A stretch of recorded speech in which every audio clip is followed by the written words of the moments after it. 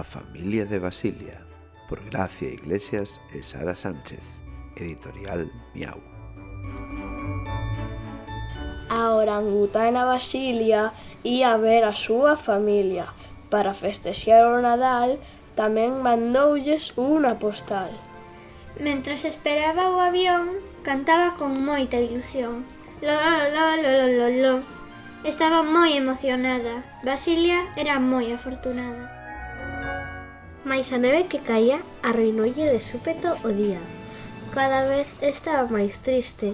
Parece que o corazón de Basilia non existe. Vaya que mal, xusto antes do Nadal, todos os avións non estaban voando e toda a xente chorando. Achegouse un coro de ras, repenicando as súas campás. Pase, pase, xa verá que contenta vai estar para poder desfrutar este coro escoitar. E foi cantar para así poder festexar. Din don dan, non te lamentes máis. Celebrou coa túa xente. Din don dan, xe intelixente, celebra coa túa xente. Que guai, pero teño que marchar, que chego tarde, moitas grazas por cantar. Basilia, toda apurada, soltou unha risada. Jijijiji, e marchou a comprar algunhas castañiñas para as súas filliñas. Para cear non teño nada, ningunha trufa escabechada. Non teño ningunha couxiña, pero xa mirarei pola casiña. Apareceu Marceliña, coa súa sobriña, as dúas vestían de vermello, mentras as abellas atraían. Ai que dor, ai que medo, esconderse nun seto. Preparei algún alimento, un caldo ben graxento. Nun caldeiro ben grande, todo o mundo come de balde. A Basilia, moi ansiosa, entregoulle unha risa nerviosa. A todos lle doía a barriga de tanto que se rían. Non está meu sobriño adorado de enfeitar a árbore e o encargado. Todos queren adornar para xuntos participar. A tartaruga Filomena tivo unha idea estupenda, unha actividade divertida para facer con toda a familia. E estábamos emocionados buscando agasallos. Adornala nos ben podemos, con todo o que topemos, e reciclando cousas, da igual que sexan malas ou boas. Basilia, máis animada, riu as gargalladas. A súa risa alegrou a vila inteira como se fose tamborileira.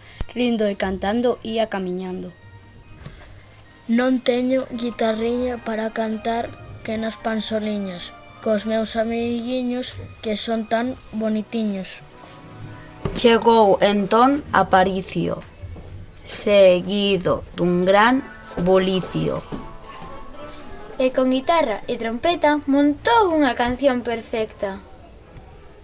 Aquí está a pandereta e aquí está a orquesta completa.